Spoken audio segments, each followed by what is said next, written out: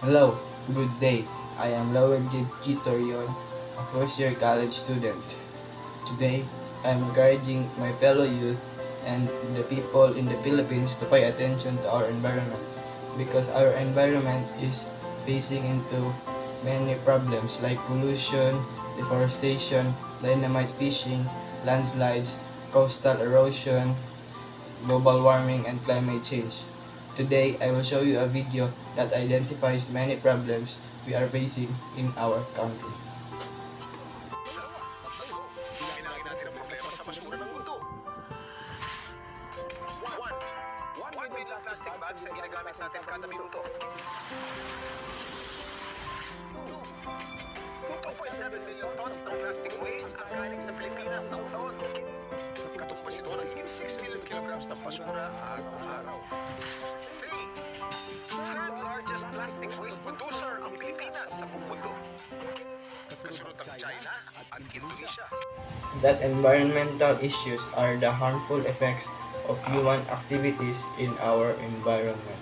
Through our actions, we are destroying our nature and put the life of future generation in danger.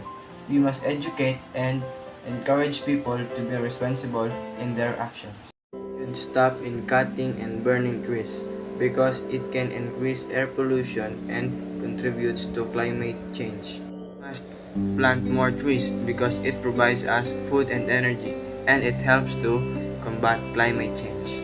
We should stop burning plastic and start conserving water. And we must not abuse our natural resources. Now, I am encouraging my fellow youth and Filipinos to always use 3 R's: reduce, reuse, and recycle. Recycling is more often. Rather than throwing anything in the trash, we must learn how to separate our plastic, paper, and waste materials and deposit it into right recycling bin.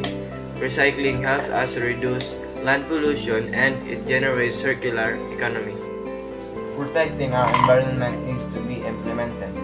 Planting more trees and reducing the use of public transport to prevent pollution. By doing this, our environment will become more beautiful and more peaceful.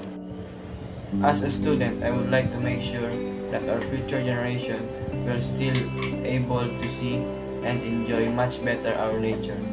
It is not too late to save our Mother Nature.